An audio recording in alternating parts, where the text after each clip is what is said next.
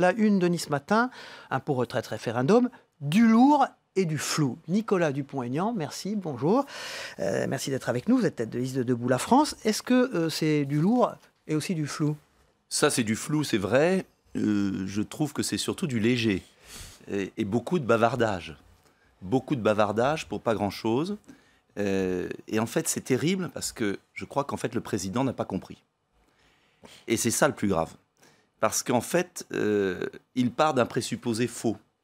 Il dit à un moment, les Français veulent que j'approfondisse mon mandat, mon quinquennat, et tout ce qu'on a fait n'a pas été compris, mais ça va dans le bon sens. Et là, il y a un problème de départ. C'est qu'il n'a pas compris que c'est justement les orientations de son quinquennat qui sont contestées par les 3/4 des Français. Et à partir de là, il déroule sa pelote, où il ne fait que approfondir, il a employé ce mot très souvent, les orientations de départ. Et il le fait avec toujours la même volonté de masquer les choses. Et je prends un exemple, soyons précis. Les retraites. Il nous dit, j'ai entendu, je vais réindexer les pensions de retraite. Il aurait pu le faire pour 2019. Non, il décale en 2020, il gagne du temps, en 2021 pour tous les retraités.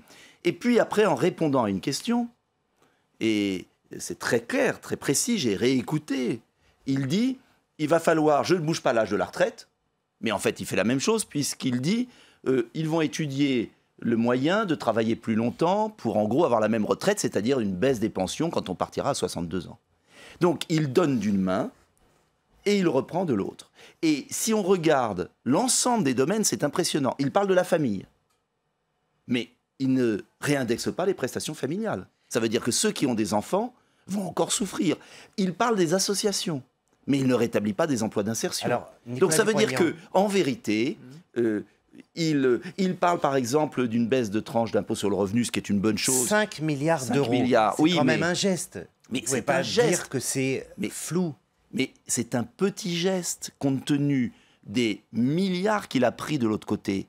Il ne revient pas sur l'ISF, il ne revient pas sur quantité de mesures, les APL, il ne met pas en place le référendum d'initiative citoyenne qui est le seul moyen de débloquer la société française. Et puis, il ne parle pas de ce qui est pour moi l'essentiel, comment on finance. Parce qu'à Debout la France, nous avons préparé un plan. Nous avons dit quoi? On veut beaucoup plus pour le pouvoir d'achat, mais on le finance par des économies sur le gaspillage, et notamment les 9 milliards que nous voulons récupérer sur ce qu'on donne à Bruxelles, les 14 milliards sur la fraude à la sécurité sociale, les 5 milliards sur l'accueil de l'immigration.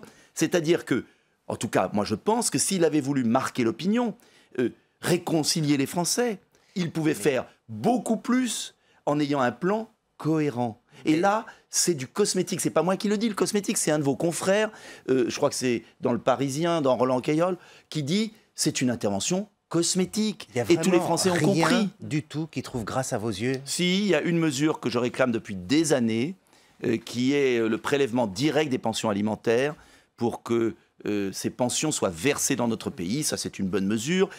Il y a la réindexation des retraites. Je me bats depuis des mois pour cela, qui va venir en 2021, 2020, 2021. C'est une bonne chose.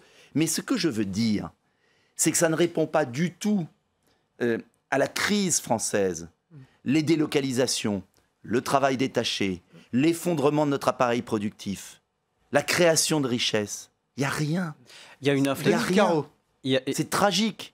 Il y a une inflexion sur un certain nombre de points. Emmanuel Macron avait promis de réduire de 120 000 le nombre de postes de fonctionnaires. Il est aujourd'hui prêt à abandonner cet objectif. Il a raison de faire marche arrière? Oui, là-dessus, pourquoi pas, à condition, je pense qu'en fait, il y a des redéploiements à faire. Pourquoi pas là-dessus? Mais encore une fois, ça ne résoudra pas le problème français. Quel est le problème français? Il faut quand même le voir. Immigration démesurée, il ne traite pas vraiment. Il ne traite pas l'immigration, il en parle. Il a eu des mots. Il a par exemple demandé, annoncé qu'il y aurait, vous êtes député, un débat annuel sur cette question. Mais très bien, mais c'est un quand même débat. nouveau, ça. Mais enfin, arrêtons. Il n'y a jamais eu autant d'immigrés dans notre pays qui arrivent chaque année. On n'attend pas un débat. Il a parlé des frontières, il a durci le ton. Non, il a parlé des frontières européennes. Rien ne sera fait, tout le monde le sait. La refondation de Schengen, quand même. Oui, la refondation de Schengen, mais ce sont que des mots.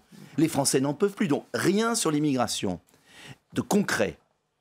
Rien. Renforcement du contrôle aux frontières, il l'a dit. Européenne, mais c'est du pipeau intégral. Rien sur les délocalisations qui s'accélèrent. J'étais encore à Arjowiggins, dans la Sarthe. C'est tragique, il y a un ouvrier qui s'est suicidé. Les entreprises fuient. Rien là-dessus. Il a même eu une phrase, j'ai bien écouté, vous y étiez. Il a dit à un moment, on ne peut rien faire sur la mondialisation.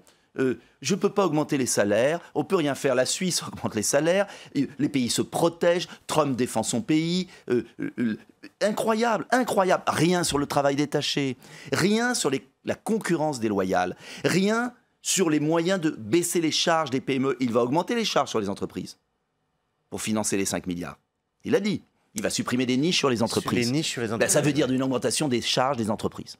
Voilà, il faut appeler un chat un chat. Nicolas Dupont-Aignan, les Français et les Gilets jaunes ont marqué leur volonté de prendre la parole. Emmanuel Macron a rejeté le référendum d'initiative citoyenne. En revanche, il va assouplir les règles du référendum d'initiative partagée en baissant le seuil à 1 million, ce qui permettra plus facilement aux Français de s'emparer de sujets. Il y a aussi le droit d'interpellation des élus locaux. Il y a des avancées dans ce sens-là. Mais ce ne sont pas des avancées puisque ce n'est que du bavardage. Alors, il y aura un droit de pétition. Et alors, qu'est-ce qu'attendent les Français? De reprendre le pouvoir. Les Français pourront mettre à l'ordre du jour d'une assemblée locale des sujets. Oui, voilà. Et alors, qui aura la maîtrise? Le groupe majoritaire à l'Assemblée. Qui a la majorité à l'Assemblée? Emmanuel Macron. Donc, c'est ce qu'il y a de pire. Qu'est-ce que je veux dire par là? Et ça s'appelle la démocratie représentative. Mais les Français, oui, il faut changer. Il faut redonner du pouvoir au peuple. C'est ce qu'avait fait le général de Gaulle. Comment le général de Gaulle a débloqué la crise algérienne? Par le référendum. Comment on débloquera la France? Par le référendum. Comment est gérée la Suisse? La Suisse n'a pas de déficit public. La Suisse a le plein emploi. La Suisse a des salaires nettement supérieurs aux Français. Est-ce que la Suisse est mal gérée? Parce que les Suisses votent. Est-ce que les Français ne seraient pas capables de voter de temps en temps? Le président a dit le communautarisme s'est installé dans certains quartiers. Il a même dit l'islam politique a provoqué une sécession dans la République. Très bien.